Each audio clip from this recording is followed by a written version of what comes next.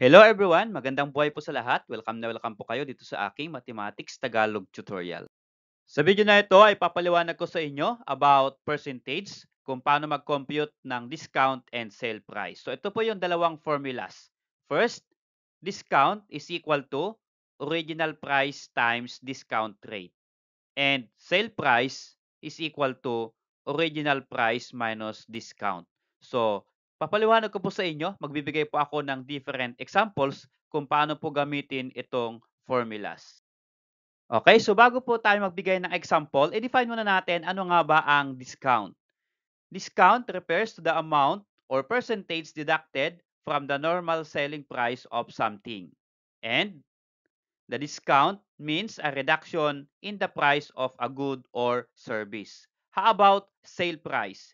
Sale price is the final price at which a product or item is sold to a customer after discounts have been applied.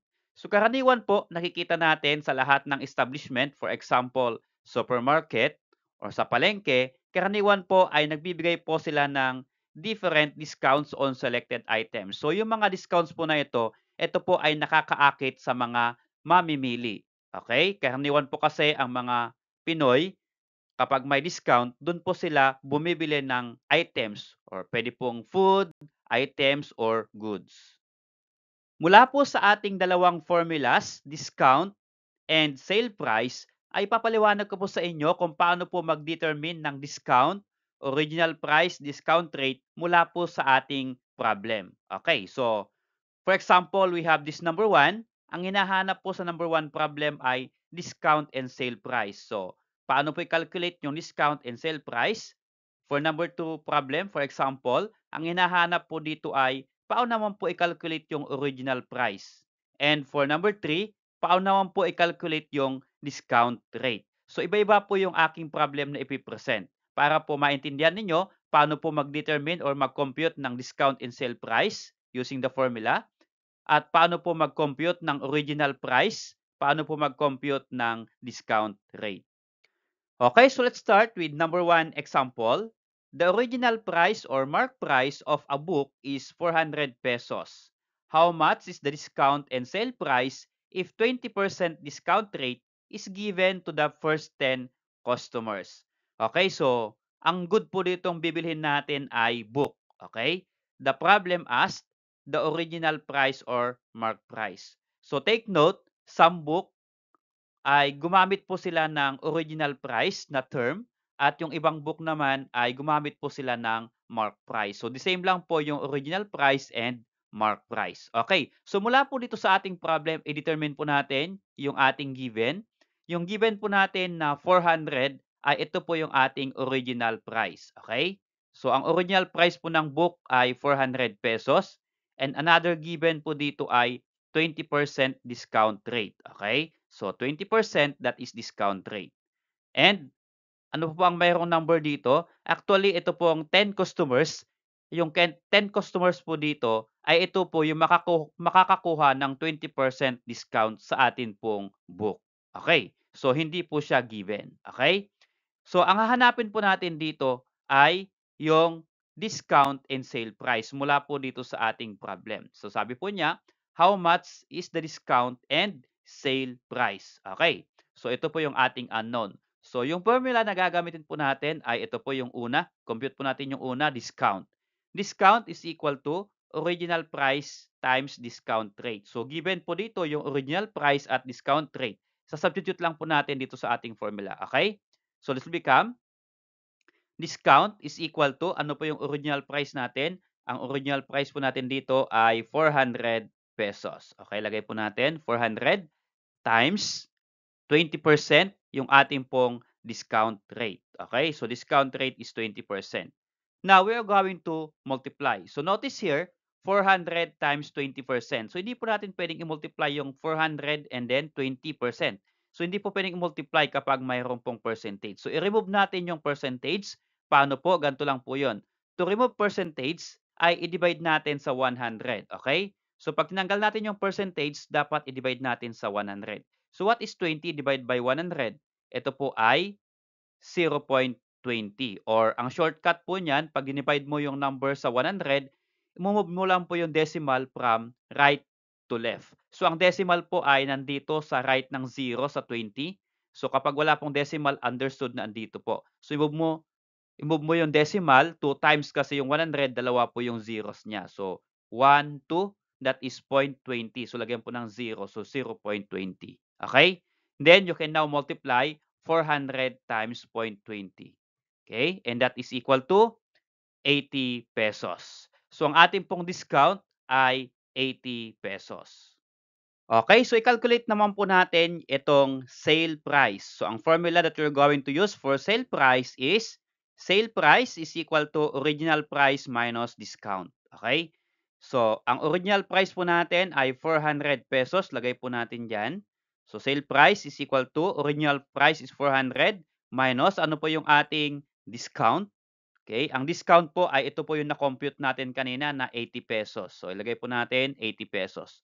So, you're going to subtract 400 minus 80 pesos is equal to 320 pesos. So, ang sale price ay 320 pesos. Okay, so for number 2 example, find the original price or mark price of a t-shirt that is sold for 500 pesos at 20% reduction. Okay, so ang hinahanap po ng problem ay original price or mark price. So ang given po natin dito ay 500 pesos. Yan po ay ibinebenta na po yung t-shirt sa 500 pesos na-deduct na po yung 20%. So ang hinahanap po dito ay original price. Okay? So lagay po natin yung ating given, yung 500, yan na po yung ating sale price. At ang discount po natin ay 20% or discount rate is 20%. So again, ang hahanapin po natin dyan ay original price. So ang formula po na gagamitin natin ay ito. Yung formula po na ito ay mula po dun sa formula ng discount. So original price is equal to sale price divided by 1 minus discount rate. So notice here sa ating formula, given po yung kailangan natin sa formula. So sale price, ito po, 500 pesos. 1 minus discount rate, ang discount rate po ay given 20%. So substitute mo natin sa ating formula. So ang sale price po natin again is 500 pesos. Then divide by 1 minus ang discount rate po natin ay 20%. So in this case, paano po natin ito i-simplify? First, ay i-subtract po natin yung 1 minus 20%. Pero hindi po pwedeng i-subtract yung 1 minus 20%. Kailangan i-remove po muna natin yung kanyang percentage. So paano po i-remove yung kanyang percentage? Again, ang kailangan po dyan ay i-divide po natin yung 20 sa 100 para matanggal po yung kanyang percentage. So 20 divided by 100 is 0.20. Okay? Or ano po yung shortcut niyan? Again, pag dinidivide po natin sa 100, i-move lang po natin yung decimal from right to left. So yung 20% wala pong decimal na nakalagay, automatic na nasa right po ng last digit. Okay, nandito po sa right ng 0. So 1, 2, that is 0.20. So kapag may decimal po sa unahan, laging lagyan po ng 0. So that will become 0.20. Okay? And then, ito po, pwede na pong isubtract yan. So this become 1 minus 0.20 is 0.8 or pwede naman pong 0.80. Ito pong 0.20, pwede pong 0.2 lang. Okay? 0.2. So, ito po ay 0.8 or 0.80.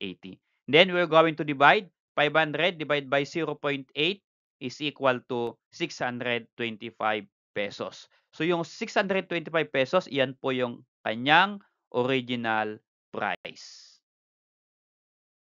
Okay, so how about this number 3 problem? What rate of discount is given if a men's bag that regularly sells for 800 pesos is sold for 700 pesos?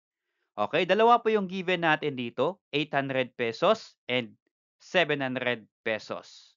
Okay, so ilagay po natin yung ating given. Ang given po natin na 800 pesos, yan po yung kanyang original price. Okay? At nag-deduct po sila ng discount, naging 700 pesos. Kaya yung 700 pesos po dyan, yan po yung ating sale price. So nakalagay po dito, if a men's bag that regularly sells for 800 pesos, yan po yung kanyang original price, is sold for 700 pesos. Yan na po yung kanyang sale price. Okay. So ngayon, ang hinahanap po ng problem is rate of discount or discount rate. Okay? So ano po yung formula na gagamitin natin to calculate discount rate?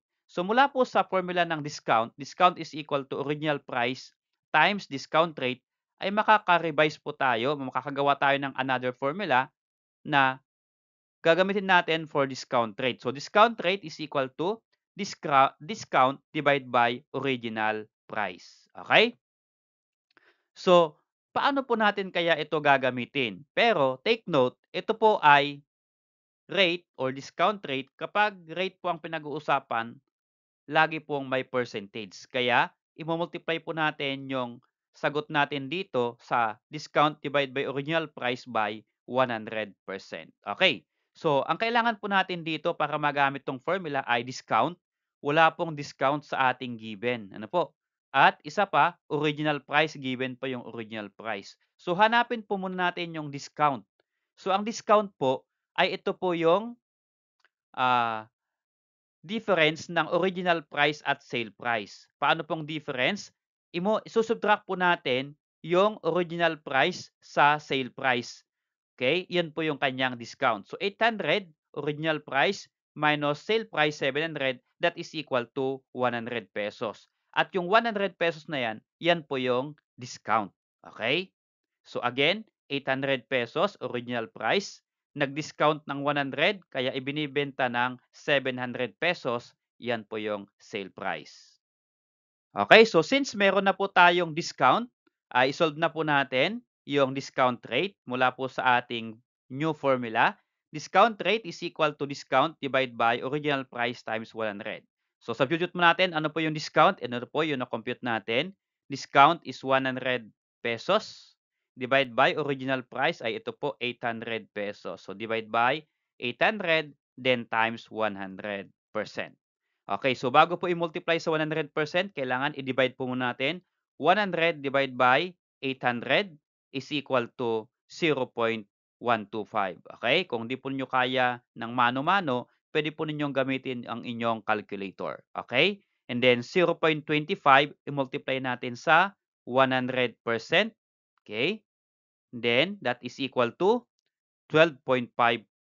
So, ibig sabihin, yung ating pong discount rate ay 12.5%. Salamat sa kaibigan. Kung nagustuhan mo yung video nito, please click like and subscribe kung bago ka pa lang po dito sa aking channel. So, subscribe po kayo sa aking channel at lahat po ng math videos ng matatag curriculum ay i-upload ko po dito sa aking channel.